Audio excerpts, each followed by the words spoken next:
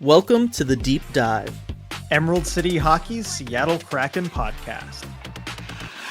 Hey everybody, welcome back to the Deep Dive Emerald City Hockey Seattle Kraken podcast. RJ, obviously lots of excitement for you over this past weekend. Got married, wonderful ceremony, everything was great. Can't say the same about the Seattle Kraken, right? They have one bright spot with the big comeback against Buffalo, but boy, the games that sandwiched it. New low is, I think, kind of where I'd want to start off with this because they were absolutely brutal experiences. Yeah, they really were. And it was really something, the juxtaposition of, one of the happiest days of my life, sandwiched with these Kraken games that were just as bad as it gets. And really, I think a new low for the organization that we'll talk plenty about today. But yeah, it's getting very bad. We'll have a lot of elements to talk about with that. But I mean, for this podcast, I'm fired up. I'm ready to go. I think like we have more news than we usually do. And so it's some exciting big topics to get into. Yes, there's probably too many topics to name here, but we're definitely going to dig into everything that came out in that Elliot Friedman kind of report from a couple days ago, and then the follow-up on 32 Thoughts this morning, Daniel Sprong and his comments, and just the overall situation here with the Kraken, which includes yesterday's game, RJ, against Detroit, where it was over 8 minutes in, right? Detroit's up 4-0, 8 minutes in. And one of the things that I was just thinking as I was watching this was I was just like, dude, I deserve some sort of compensation for having to watch this, right? And that made me, of course, think of our wonderful friend Rico Tessendor, who sponsors the Deep Dive each and every week. The law offices of Rico Tessendor, personal injury attorney. While we hope none of you ever need his services, the odds say at some point someone out there will be involved in an accident, whether on the road, at work, or anywhere in between. And when you are, we hope you call Rico at 425-778-9800 or visit his website, ricotessendor.com, to schedule a free consultation. He's won millions of dollars for his clients and helped thousands of people in the greater Seattle area. And as a fellow member of the ECH community, we know he'll help you too. And RJ and I was also thinking of Rico's past, growing up watching hockey. You and I grew up watching hockey. Not many games that I'm sure any of the three of us have experienced in our lifetimes of watching that kind of went down the way yesterday's did. Yeah, it was a rare type of game. I don't know that I've ever seen a game that was 4-0, 8 minutes in before. I certainly can't recall one. And it just went from bad to worse for the Kraken in that game against Detroit. And it was just defensive breakdown after defensive breakdown. And 3 goals in, right? You have Philip Grubauer that gets yanked for the second start in a row. And then you have a timeout to try and regroup everybody, doesn't do anything. And then Detroit scores again, makes it 4-0. And you are right. The game was over at that point. I feel like it's not even worth talking about anything that happened beyond that point in the game. Mm-hmm. No, it's not. And it felt like a new low for me because not only do you have the goalie swap on the second day of a back-to-back, right? So Joey Dacord's having to come in like 6 minutes into this game or whatever it was, 6.5, 7 minutes in, after just playing yesterday for you. Philip Grubauer leaves, allowing 3 goals on 4 shots, arguably none of which are his fault, which is certainly becoming a theme with his starts, which is unfortunate. And we could talk about that later. And then immediately, RJ, right after the goalie switch, after the timeout, after, as a coach, Dan Bylsma is doing anything he can to try to change the momentum of this game, change the narrative of what the night's going to be. You allow one of the softest, weakest looking defensive plays I've ever seen happen, right? Like you go out there and the team has just a bunch of guys pile up against one person against the boards. There's nobody covering the slot. You basically have like a 2-on-1 situation where Dunn's not even really capable of being the one in a 2-on-1. It's basically like a 2-on-0, and Patrick Kane's able to get just this wide open backdoor play that looked like it happened in slow motion, or at least as slow as a play can develop in the NHL, RJ. And it was just at that moment where I was like, you know what? I don't think anything can fix this with this group, because you just pulled all the levers mid-game, or at least mid-period, that you can, and you came out and allowed probably your worst goal of the season from a team standpoint.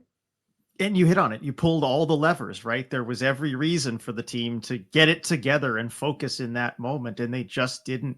And we've seen this so many times from the Kraken this season. I mean, back up 3 days to that Columbus game, right? Where they call a timeout also in a bad situation. The team doesn't respond well to it as well. And if you're Dan Bilesman, you got to be asking yourself, what more can I possibly do to motivate this group?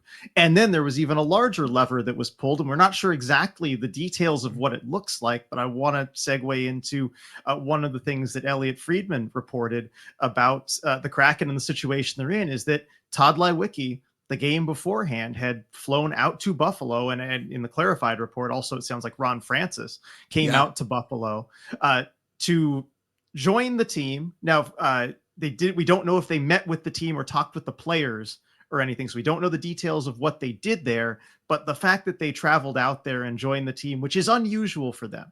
Todd Lewicki does not usually travel on these road trips. He wasn't there in Columbus. And Ron Francis, according to Friedman, was back in Seattle, and they both decided to go to Buffalo. And I think that sends a pretty big message to everybody in the organization, or at least it should, that things are not okay. And then they follow it up with this Detroit game that is probably the worst start in their franchise history. And I think it really highlights the situation right now where this is embarrassing for the organization. I mean, you've gone from bad in the sense that you're failing to meet your objective of making the playoffs, right? To a situation where you're facing the prospect of the organization being embarrassed on a semi-regular basis. And I think a seasoned executive like Todd Lewicki can see that. And I think we can read between the lines and say that he felt like he had to do something about it. Right. This was your all-in year if you were the Kraken, right? Like this past offseason was an offseason where a lot of big decisions were made, a lot of big changes happened, right? We've talked so many times about them changing their television deal and leaving Root Sports, making the games far more accessible, trying to grow the fan base in Seattle from, very, very small television numbers. They were able to drastically increase with that change. And then this is what you kind of follow up with it on the ice. And look, Seattle sports fans can be very loyal to organizations, right? You do not need to make the playoffs every year for Seattle sports fans to keep showing up. But what you do need is you need to give them hope. You need to give them a reason to watch. And this kind of goes for all sports in all regions, right? You need to give fans a reason to show up. You also need to give advertisers a reason to give you money, right? Like that's part of this equation too. And I think that's where this kind of embarrassment or this knock on their reputation is kind of starting to come around. Is you have to start worrying about this team now from the business side of things, not just on ice results. You have to worry about all the people that maybe came in and joined with the new season ticket packages that are more year by year, or whether or not advertisers are going to, they bought in with this idea that your television rating numbers were going to go up. I got to imagine right now the ratings probably aren't as strong as they were at the beginning of the season, just because the team is playing games like the one they played yesterday. That is just, it's over 8 minutes in. There's no reason for somebody to spend several hours of their afternoon on a weekend watching it, right? You can't afford to have that happen if you're this group. You can't afford to have this happen when you're going to have the Sonics coming back and the competition that's going to exist there in your own building, within your own organization, or at least the governing body of the organization. There's just so much about this that the team kind of can't afford, that is beyond, as you said, right, their own, on ice expectations. And that is really where they're at. And I think that that's what that trip is definitely about. Right. I think we can assume some things about that trip, or at least the general nature of it. And it just makes it all the more alarming how the team responded to it, and to have that result coming right after that trip. And if you're really anybody in the higher up levels of this organization, I think you're asking yourself a lot of really deep questions about what the heck do we do right now? Because this is, I think, a new low point for the organization as a whole, not just for the team on the ice, but for everything surrounding it. Right. And Elliot Friedman did clarify also, right, in his initial report, it was Todd had flown out to meet with the team, kind of clarified, doesn't know if he actually spoke with players. I know that was a big thing on yesterday's post game, was like, what could Todd have said to them? And I didn't know, right? Like, obviously, what do you even say? Yeah, I don't know what somebody says in that situation to the group beyond all the things that they're already hearing from the coaching staff, from, the broadcast teams that have been around, right? And I talked about the fact that, look, we've been saying lots of the same things about this team kind of over and over and over.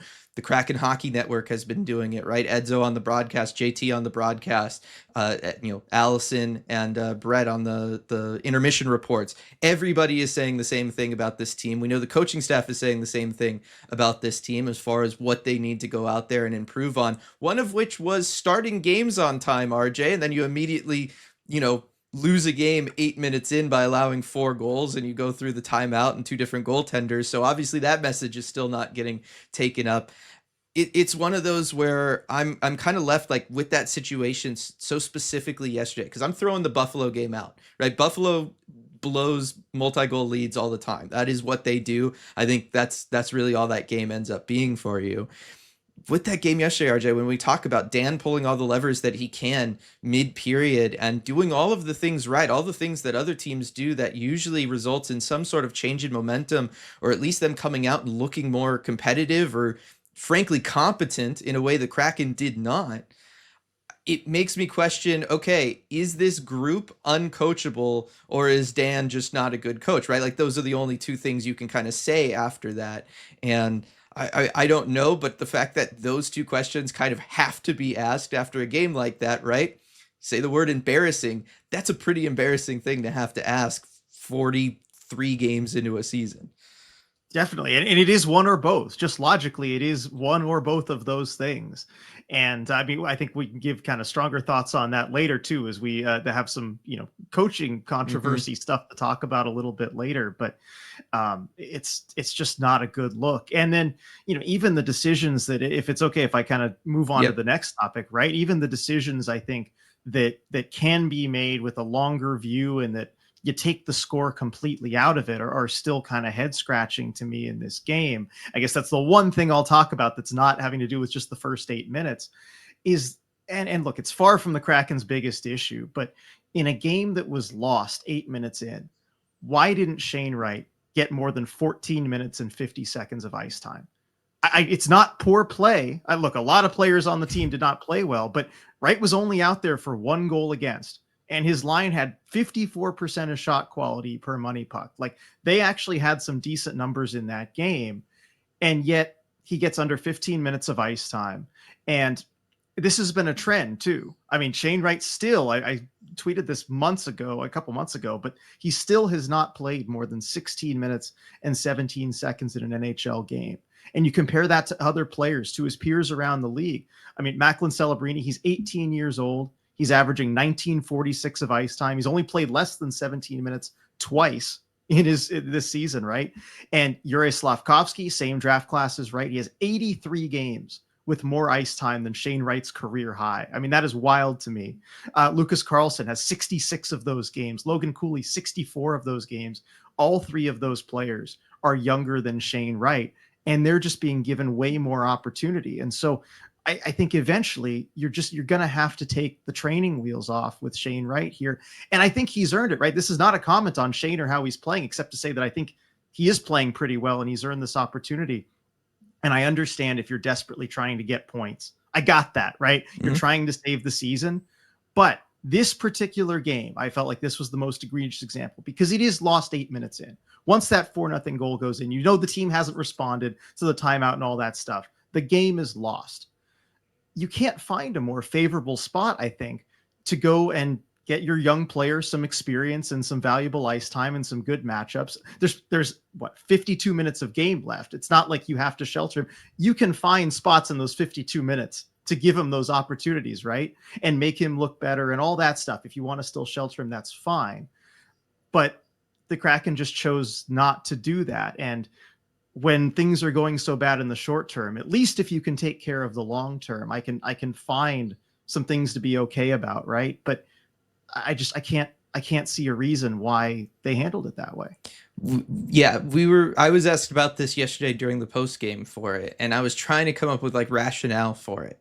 And one of the few things you could say is like, look, if the guys around him maybe aren't going to be pushing or playing super hard, which, look, frankly, a lot of this roster is, or at least was yesterday, that you don't necessarily want him out there with guys that are going to be doing that and are going to be, maybe not trying super hard, so then he just feels like he's wasting his time out there and his effort and energy.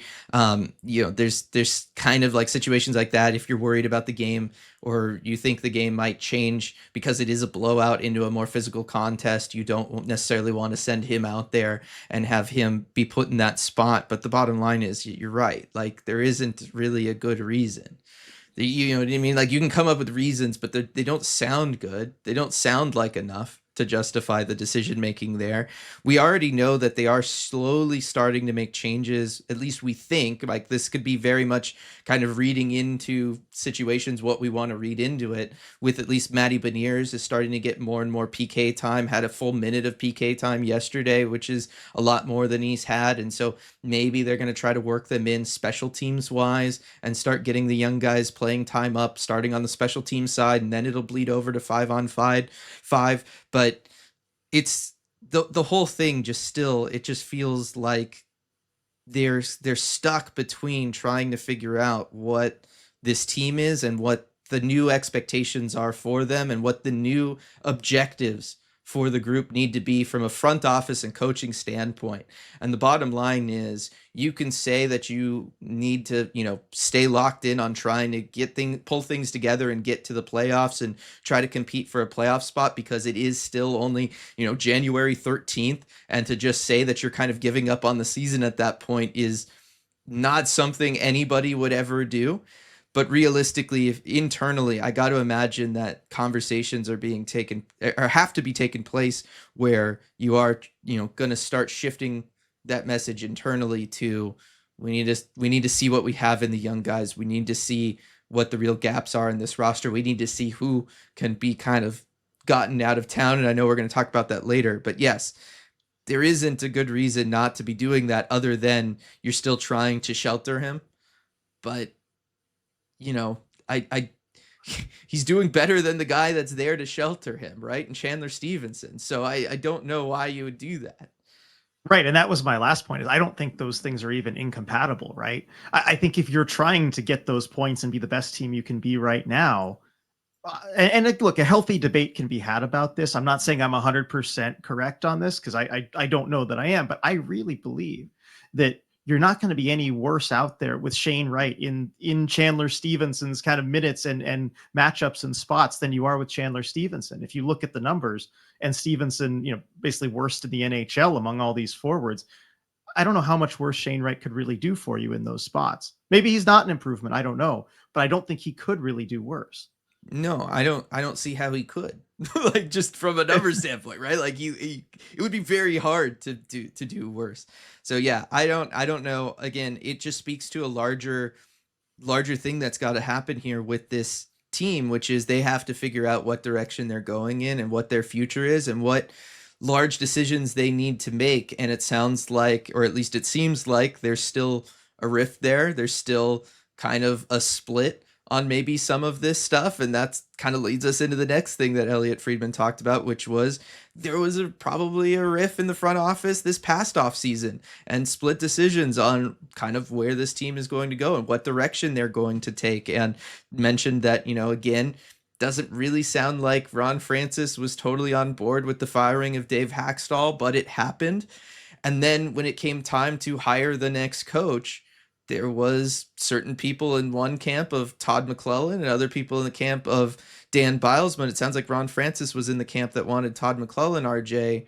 And, that very much feels like, they're two extremely different coaches, and they would set you up to have kind of different expectations, one would thinking about that from an offseason standpoint.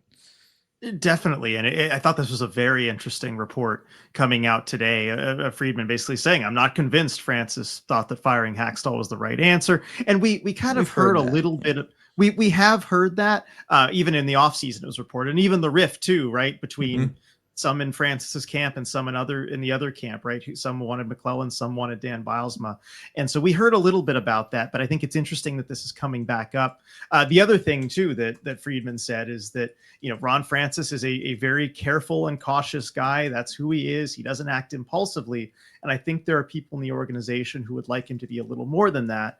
And that's just not who he is. So that's another type of rift as well, not just with the coaching thing, but with, I'm guessing, roster decisions is what he's kind of referring to there. And so as far as the timing of this report, because I think that's the most important thing is the timing. And look, we're in the media. I want to be responsible in covering this and make it clear when I'm speculating here. But the first thing that I thought of when I saw this report was that this might be something that Ron Francis might be putting out there to make himself look better in a pretty rough spot that the team is in. I think this could be where he's trying to distance himself from this coaching staff, from the Chandler Stevenson contract, a lot of the things that look really bad with the situation right now. And it just feels very convenient to me that this comes out right now, and especially saying that he maybe preferred Todd McClellan, given that that's the coach on the other end of the drubbing that the Kraken just took. It feels very convenient to me that this comes out right now. And I have a question for you though, Dylan, though.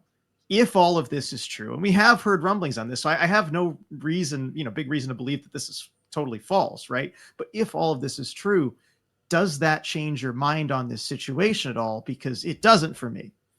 No, as far as like Ron Francis and like questioning whether or not he should be general manager. Yeah. No, it doesn't. If anything, it kind of adds to it because it leaves me asking a question, and I can ask you, I can ask anybody, or just throw this out there. If you as an organization and whoever is making the actual decision on who, firing Dave Haxtell and then actually making the choice on which coach to hire, right? Because obviously that was made by not Ron Francis based on everything we know. If you're going to fire a coach and then that the GM maybe doesn't want to let go, and then you're going to go and hire the coach that the GM doesn't want, how much trust do you have in your general manager? Right? Like that's what's kind of weird about this whole thing for me is like, it is very much the first time that we're hearing of examples of the organization very much doing something against Ron Francis. Right. And so, that could maybe fit in with what you're talking about of maybe Ron putting that out there and kind of trying to save face a little bit with how the season's gone. But it makes me like that makes me think of like larger issues of if you don't have trust in the general manager's opinion or you don't want to take it for those things, why keep him as your general manager? Right? Why give him control over your roster if you don't trust his decision making around a coach? Because that's what it kind of sounds like here to me. Yeah, I think it really raises some big questions about the organization and how it's run and who's really in charge. And I think, look, if you're an ownership group, I tend to subscribe to this belief, and you can tell me if you agree, right? That generally a good ownership group picks somebody to be in charge, who knows what they're doing, a GM, like in Ron Francis' case, and they let them do their thing until they decide that that's not the person to be in charge anymore. That's, I think, the way that it's best run. I don't think ownership meddling in these things is a good idea. And so it raises some concerns about the process and how this is done with the Kraken. And on top of that, though, I mean, even if like, cause look, I think the idea of this, right, is for Francis to try and, maybe tell his side of the story if this is what is going on. Even then, I'm not really buying it that it looks any better for him, even if that is completely 100% true. And I'm not really buying that Francis had a better vision of what he wanted to do than what's going on, because you look at this group of players that was assembled, and I think Ron Francis still gets all the responsibility for that, right? Even if he didn't want to do the free agent signings, whatever, he is the guy more than anybody else who has constructed this roster. I think no one can really debate that. But you look at the coaching thing, right? And Dave Haxtell wasn't going to magically find a way to motivate this group, right? I mean, Dylan, I was there at the end of the season for the locker cleanout interviews, right? They were out of answers. They were completely out of answers. They had no idea, the players, what they were supposed to do. Dave Haxtell was not the answer for this team. Right. And I'm convinced that Todd McClellan wasn't going to get this group motivated. I looking at his history, he's not a very good motivator. He's a decent regular season coach, but really for this group, I mean, this team doesn't respond to players being scratched. They don't respond to timeouts. They Yeah. don't respond to the CEO making a trip on the road trip. The idea that Todd McClellan is just this magic answer to the group, it just seems so far-fetched to me. And again, just very convenient given that he was just on the other end of that game that the Kraken had. I'm just not buying it. And then as far as like the aggressive approach and the Stevenson contract and all of that, Ron Francis still signed pen to paper on that contract. If he did see the danger that I think we all kind of did when that contract was signed, he didn't do anything to find an alternative to it. He didn't go find another option via trade. He didn't sign somebody else. And look, I don't think ownership, even if they are really involved, they're not telling him you have to sign this specific player. Mhm. I don't think Kraken ownership would do that. His analytics team, I'm sure as heck, probably wasn't Yeah. telling him that you have to sign this specific player. I still think he bears responsibility for those things, even if he was being kind of pushed in that direction. Right. Everything about this team and how it's constructed and the performances and the production that you have gotten out of all of the players that Ron Francis has brought in, ultimately speak poorly about Ron Francis, right? Like there's just kind of no way to get around that. And so I think that's always going to be there and that's going to stay there. And yes, you can potentially throw something out there about the coach. And it is extremely convenient that, yes, you just played Todd McClellan. He just made you look bad.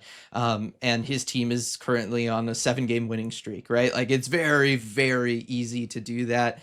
I also think that, with elements of this, we also know, look, it's odd timing that Elliot Friedman would kind of talk about any of this now. And even with the way it was brought up on 32 Thoughts, where it was like, oh, we're going to look at teams that maybe have teetering playoff chances. And one of the teams, when we were looking at things that we noticed was in that spot, is the Kraken. And I'm like, what are you talking about? Teetering playoff chances? Playoffs done. Like that was over weeks ago.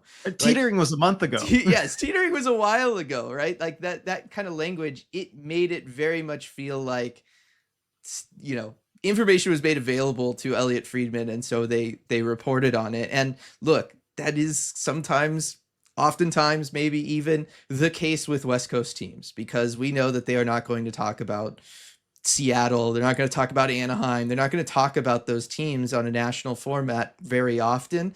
And when they do, we know from like last week's examples on the Steve Dangle podcast, it's very kind of ill-informed, right? Like the overall situation is not understood well because they're just looking at it from afar. They're just looking at, basic stats and trying to infer kind of what's been going on in that season. They do not have kind of the narratives or the general feel for it.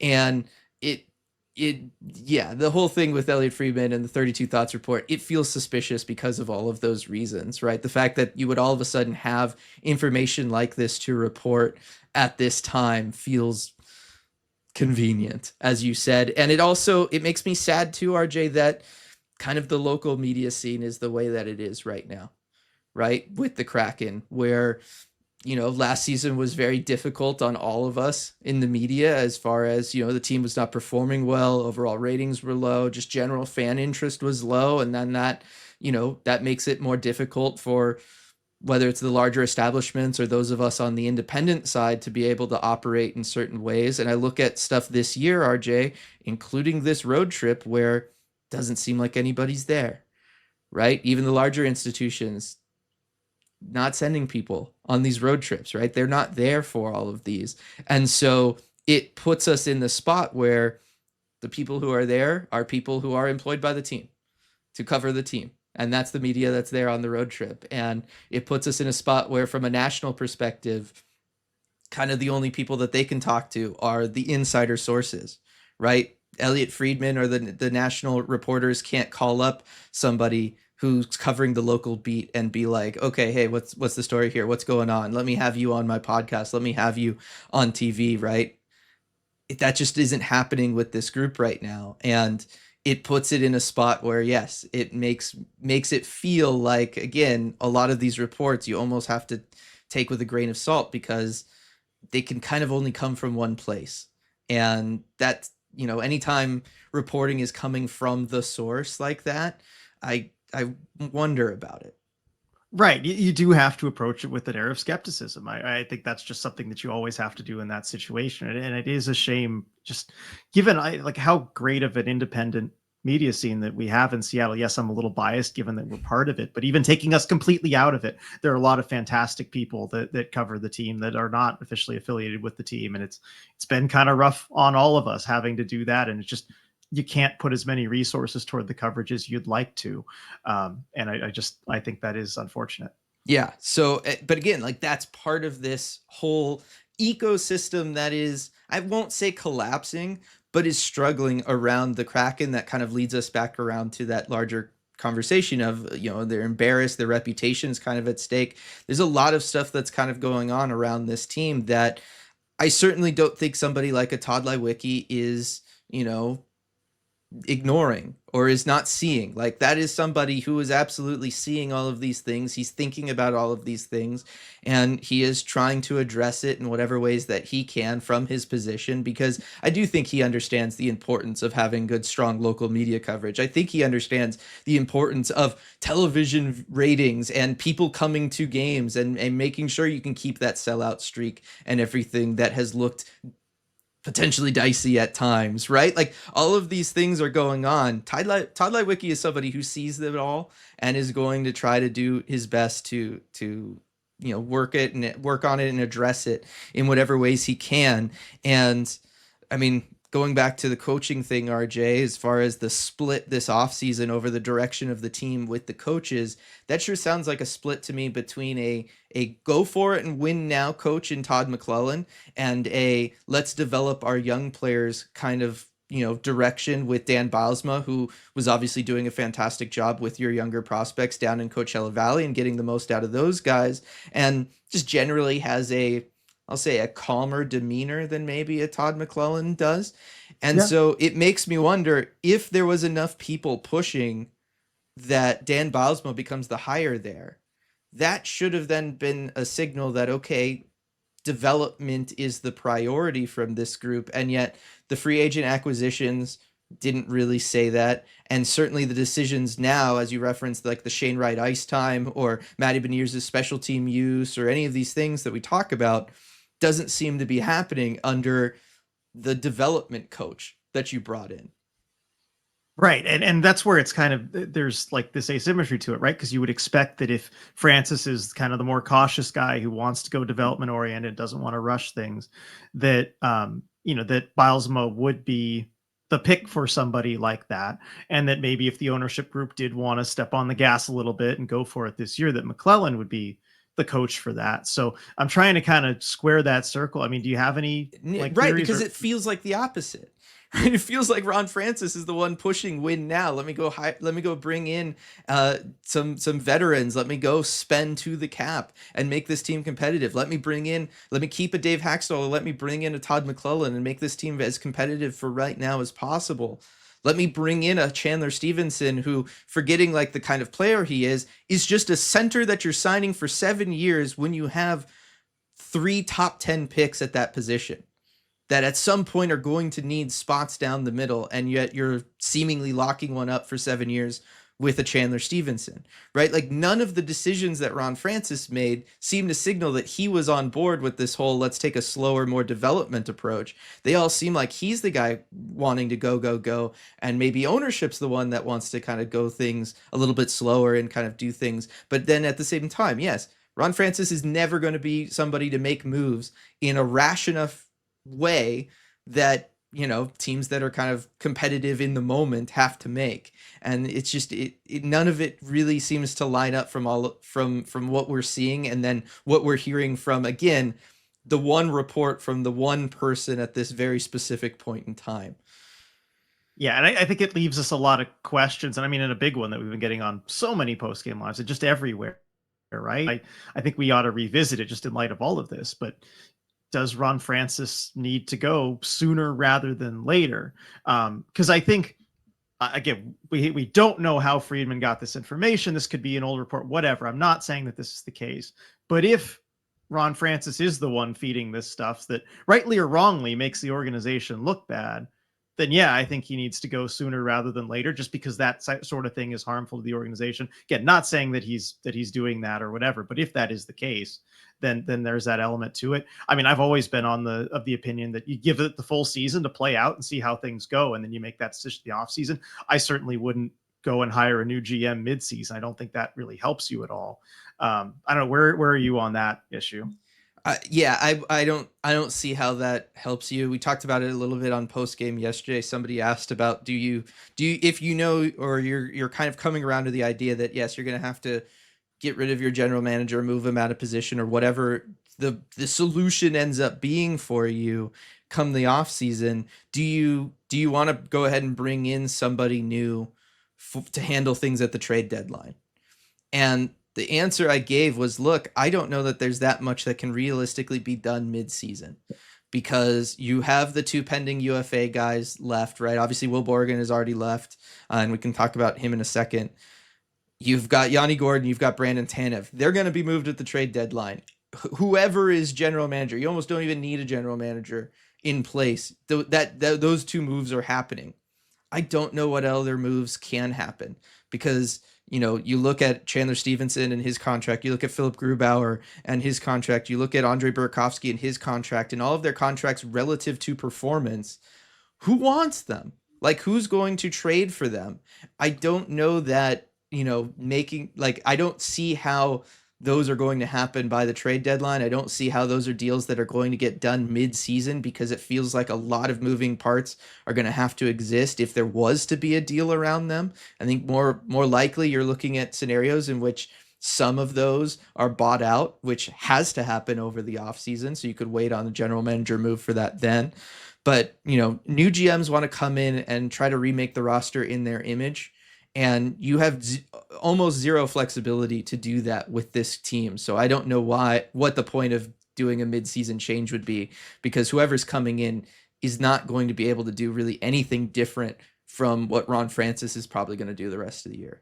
Yeah, I'm with you on that. And I think there's only so many moves you can make at the deadline, right? But there are a couple players, speaking of that Elliot Friedman report, because he mentioned this also today, that he said are out there in trade discussions that do have contracts that go beyond this year. So you could make a decision on them now. You could wait. And so there's the option there. And one of them, I think, could get moved, and you could certainly make a deal. And that is Andre Burakovsky and Oliver Bjorkstrand. And I think Bjorkstrand would be certainly the more movable of the 2. Someone I think certainly you could find some takers for at the trade deadline. He's got an extra year on his contract, so that works as well.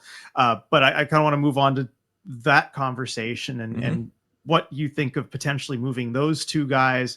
I guess before we get into that, like, given that those 2 names are reportedly out there, you still stand by the fact that it doesn't matter whether it's Francis or anybody else making those potential deals, right? Right. Because, look, if you are moving, it maybe is a difference of if you move one of them for a prospect, like which prospect out of a pool you target. But realistically, I got to imagine if you're moving like a Bjorkstrand, it's to get just a draft asset. Probably doesn't matter who's doing the negotiating for that. If you're moving Berkey, you're probably giving up a draft asset. Probably doesn't matter who's doing the negotiating there. I don't know that Ron Francis is going to be that much better or worse than anybody else who would be kind of putting that deal together. So I don't think it helps. I also think if you are worried about the organization as a whole being embarrassed in their reputation and trying to deal with things as best as you can, one of the worst, fuels you could throw on that fire would be to make a massive mid-season change, like firing your general manager and bringing in somebody else to handle the trade deadline, right? That is you really signaling to everybody that this situation is a mess. And yes, we're trying to deal with it, but we're trying to deal with it in maybe a way that is seen as less responsible. Right. No, I agree. And so let's go to these specific players too and talk about the prospect of moving each of them. We'll start with Andre Burakovsky. I feel like this is the more complicated of the 2, just because I feel like he would be very difficult to move. I wonder how much interest there really is out there from teams on Burakovsky.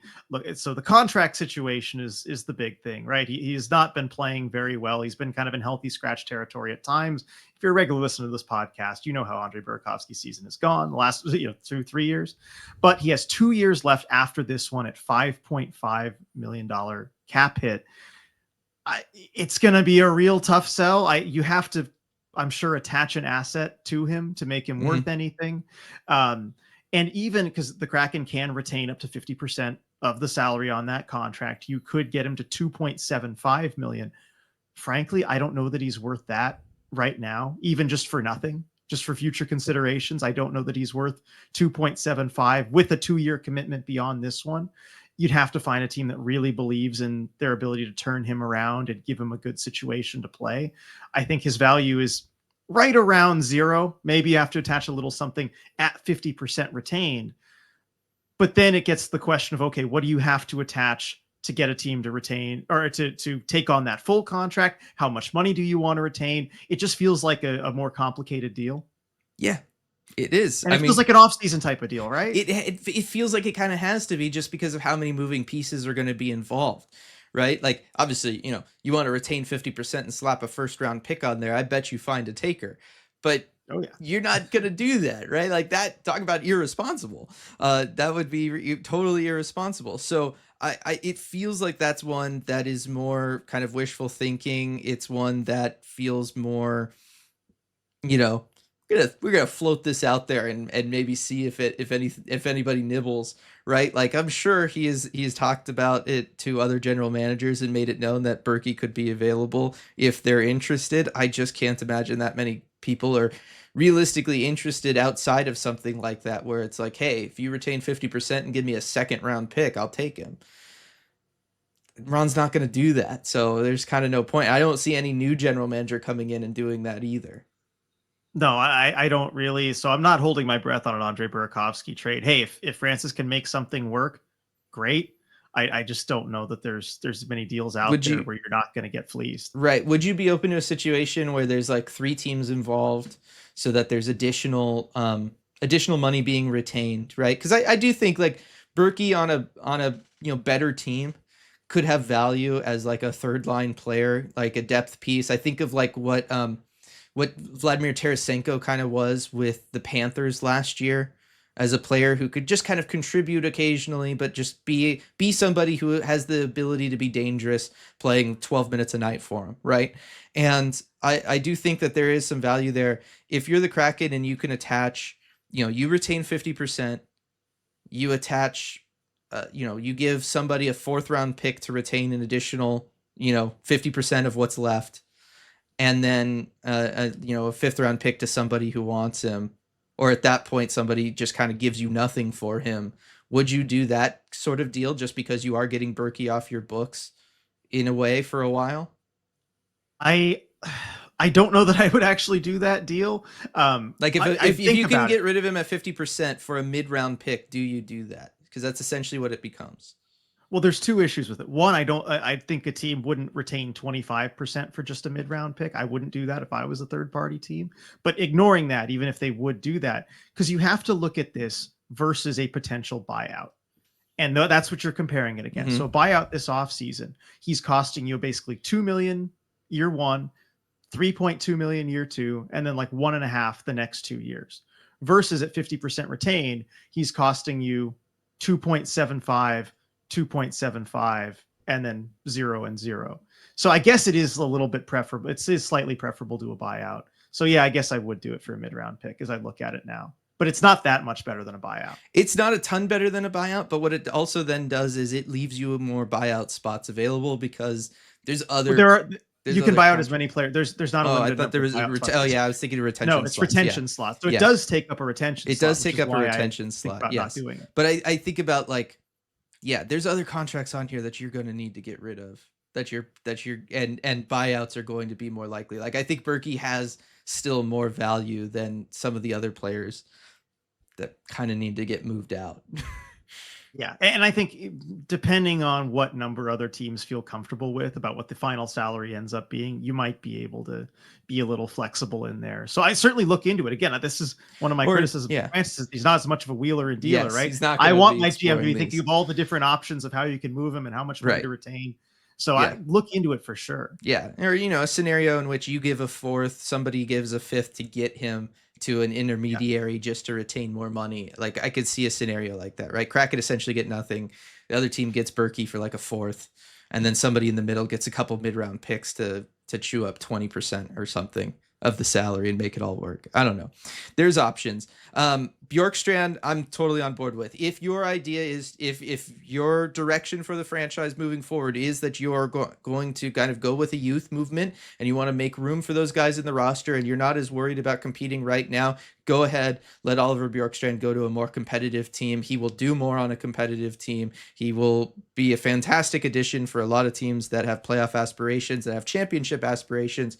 He is definitely a piece that can do that. That was also a question from yesterday's post-game live was, do we see a larger blow up with this team come this offseason, which is, guys like Oliver Bjorkstrand, guys like a Jared McCann or a Vince Dunn as well, right? Guys that could potentially be moved in those situations. And well, I'm against moving a McCann or Dunn because I think even if you're going with the youth movement, you're going to want certain veterans around to play with those guys and help, make them better and all of that stuff. I think an Oliver Bjorkstrand could absolutely become expendable in that scenario. Definitely. And I think he is someone that you really do want to look at moving at this deadline if you can get a good return. This is one, it's great because you have the extra year on the contract. So you can set your price. And if nobody meets it, you can just hold on to him and make that deal in the offseason if you want to do it. But I think there might be teams that would be willing to match that price for whatever, like a first round pick equivalent, right? For an Oliver Bjorkstrand, because you have that leverage and because he's been so good this season. He could really help a cup contender make a run. And so I think he's someone you certainly should look at moving, get a good future oriented return, whether it's a draft pick or a prospect or somebody who works for now in the future. The one thing I don't want is any trade that's focused on helping you this season. Yes. So just make sure, that that's the kind of deal that you make. But yeah, I like Oliver Bjorkstrand. I think he's, you make a ranking of guys who are or versus are not the problem, and he's definitely more on the not the problem side of this team. But I think you look at this roster and the big changes that need to be made, like 2 or 3 guys should be untouchable on this team, if that. And so, Bjorkstrand is somebody you have to look at moving. Right. And yeah, so it would not, maybe it's getting to the point where I wouldn't be surprised just because things are so bad and things don't look like they're going to be easily fixed over the off season, that yeah, more and more of those kind of pieces should be looked at as available. Somebody like Oliver Bjorkstrand, who is 29, it's going to be turning 30. Like if you're going to need an additional 2 to 3 years for the team to get competitive around a young core, one, his contract's going to be up at that point anyway, and two, how much is he going to have left at the tank at that point? It makes a lot of sense there. And I think that's where people are kind of coming from with Jared McCann and Vince Dunn's names being out there. But I think those are the kinds of moves that you make when they're like approaching the last year of their contract or in the last year of their contract. And then if the team is not competitive, you let them go because, that makes more sense. But I think you'd want to have a Jared McCann to play with young players like a Shane Wright, like he is right now. And I think you want to have Vince Dunn just to help stabilize the blue line, because the last thing you want to do is throw a lot of young players out there at any position and then just have a terrible defense that's getting caved in all the time. And they're having to spend more time back checking than they can spend maybe building confidence in the offensive zone. Something that, has potentially already happened with some of the players for this team. And I do remember as I was looking at I think it was the post-game live chat yesterday after the game, I think there was a little pushback on the Dunn thing. I didn't even hear you make the comment, but I just saw the live chat saying like, well, is Montour and Larson not enough of a veteran presence on D that you couldn't move Dunn? I think you absolutely look at potentially moving Vince Dunn in the offseason, but it's not a deadline trade I would make. No, yeah. No, I don't think that they're enough of a veteran presence. I think Fair. Vince Dunn is just better. Like Vince Dunn is the best player on this team. Like there is no doubt about that. So, if somebody's going to offer you a package that's commiserate with that, go for it. But outside of that, I'm not moving him, especially because he does have control at reasonable price. And yes, if you could trade him for somebody's like kind of top prospect out of their prospect pool and an additional high pick, maybe I consider something like that, even if it means maybe retaining a little bit, just because you're getting so much value back for him. But I just think that he is better than, certainly Adam Larson is going to be as a veteran presence for you, because Lars is already kind of trailing off. Who knows Yeah. what 2 years from now looks like for him. Okay, so we largely agree then. I think you set a really high price and you Yeah. wait for someone to meet it, and if they do, you make that deal. But if not, you can Yeah. wait. Now, mentioned as part of all this was that Will Borgen wanted out, and that was partly why the trade happened around Will Borgen. That makes a lot of sense to me. We were already kind of hearing that rumbling when the trade happened, right? It sounds like if he wasn't going to be extended, and he was kind of on the, at risk of losing playing time to Josh Mahura anyway. What player wouldn't want out of that situation for a different one? I think that all made sense, but it made me think, RJ, about other players that maybe would want out. And for me, yesterday was a very prime example. I think the first person that would kind of go and maybe ask for a trade, even if it's not necessarily doable, should be Philip Grubauer. Because the bottom line is, if you're Philip Grubauer, this whole experience with the Seattle Kraken has not gone the way that you thought it would. It's not gone the way you hoped it would. I think the same could be said for the Kraken. You've lost your starting job here, right? The Kraken have already given a long contract to Joey Daccord, so you're not really going to be able to win it back. And with this group in front, RJ, that is just not going to be coachable, has kind of, not a great outlook as far as getting better anytime soon. If you're an aging goaltender, why would you kind of want to just spend the last years that you maybe still have something behind them? I don't think it's very doable just because of the contract, RJ. I think maybe a buyout's more likely over the offseason. But if I'm Philip Grubauer, just because I was looking at the roster trying to think who would be doing this, if I'm Philip Grubauer, I want out. Yeah, I would agree with that. If I was him, I would want out as well. I think a change of scenery could do him some good. You look at these last couple starts that he's had, and he's been yanked in both of them pretty early on, and very few of those goals are his fault. I mean, we've seen the mess that's gone on in front of him, and I think for whatever reason, it feels like the team just plays slightly differently in front of him than in front of Joey. And that's kind of been the case, whether it's Joey Daccord, Martin Jones, whoever else, just for pretty much the whole time he's been in Seattle. Grubauer isn't blameless in this either. He hasn't played well. Yeah.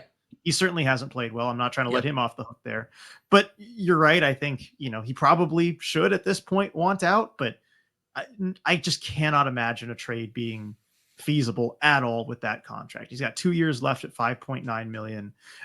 He is, I mean, you look at the stats. I think according to Money Puck, he's ranked lowest of any goalie in the NHL this season in goals. Yeah, minus 14.1 goals saved above expected. That is the worst of any goalie in the entire NHL.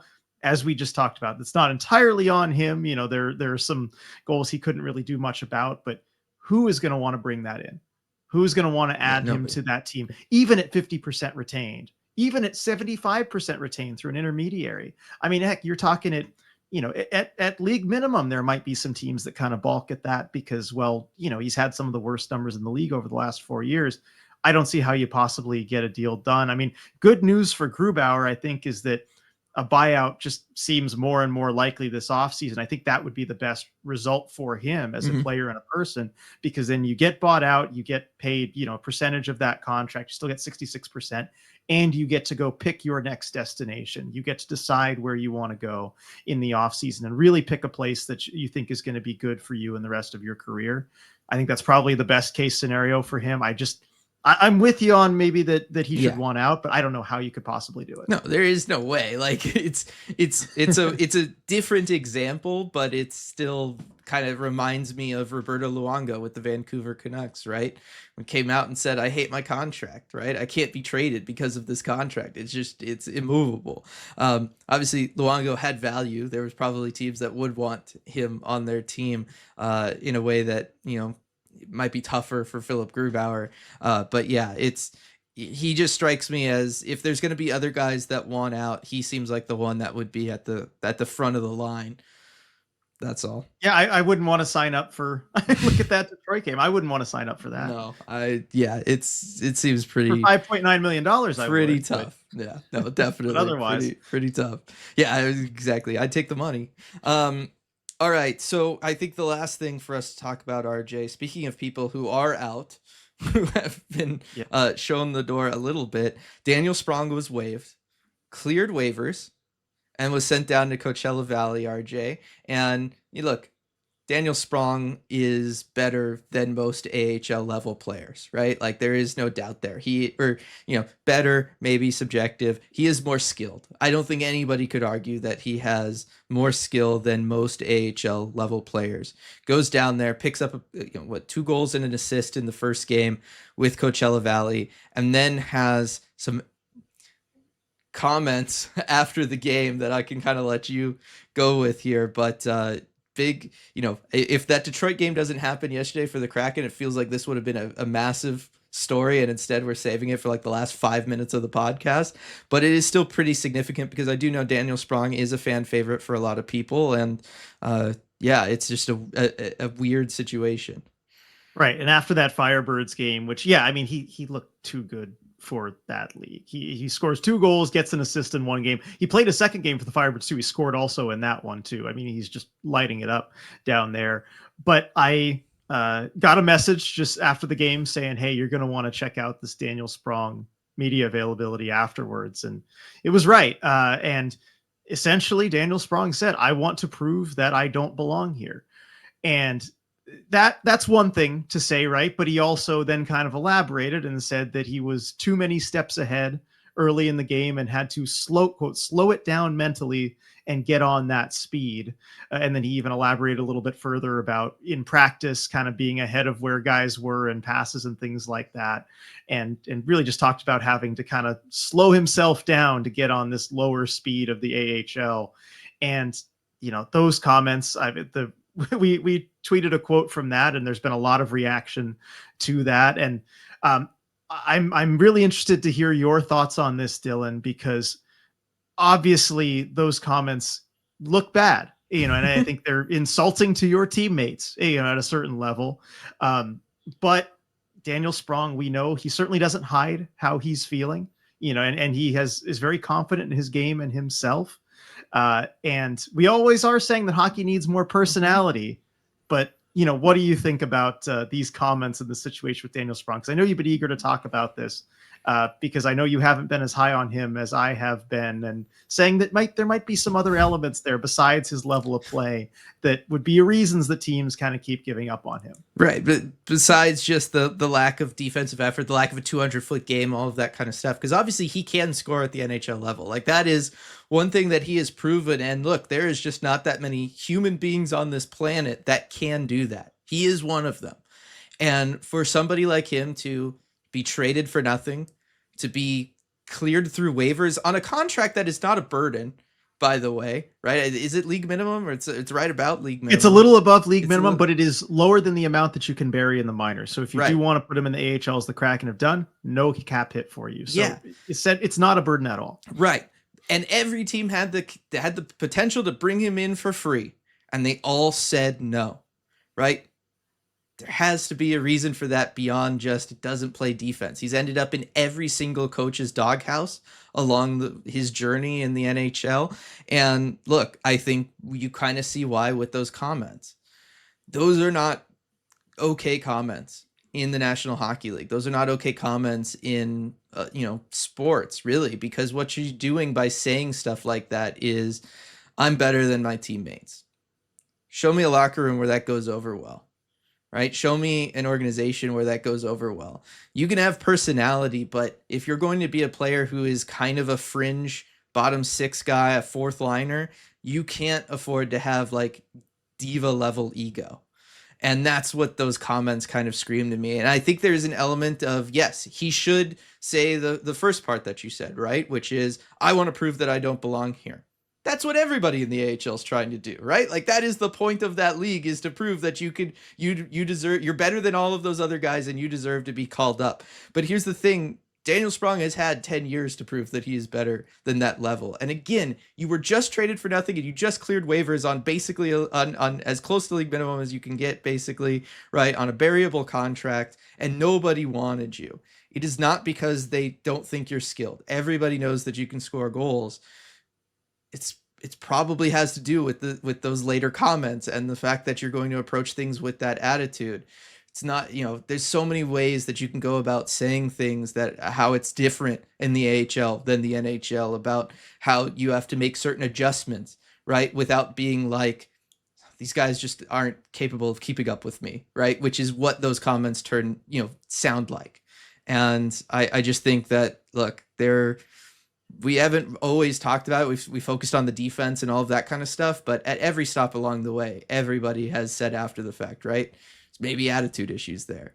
I think you saw an example of that in CV after that first game. And again, general managers know what they're doing. They have to be doing everything to make their team as strong as possible.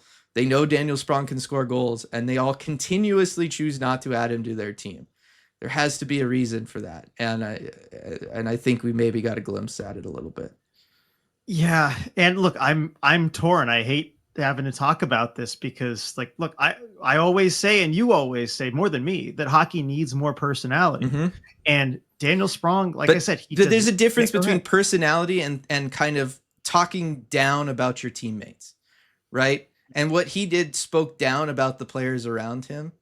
And that's not personality. Personality is like, oh, look at this book I'm reading, right? Let me give fun answers and engage with the social media team for my group, right? Let me have fun anecdotes during press conferences, or let me have personality in press conferences. But you can do that without being like, I'm just better than all these guys around me, and why am I here? Like, you're here because, one, that, and also because, like, nobody wants you because you also fail to put in any effort on defense. Yeah, well, I think personality can also be. I mean, look, if you were to say something about, yeah, like this, that the team we're going to face tonight, they're no good, we're going to go stomp them, right? That's personality, Yeah. and I don't mind that, right? No. And look, Daniel Sprong, look, I really think he always thinks that he is the best player on the ice, no matter who he's on the ice with. Yep. And I do like that about him, because you really don't get that enough, I think, in the NHL, where people are so confident in their game and they're willing to say it and they're willing to talk about it. I mean, I think you could use a little bit more of that, even from like a Connor McDavid. Just talk about, like, look, I'm the best guy on the ice. I'm going to go do my thing. I'm going to go take over. And you have that in other sports and in other leagues, right? And I think that is a good thing. But I agree. You're right. You can't say that about your teammates.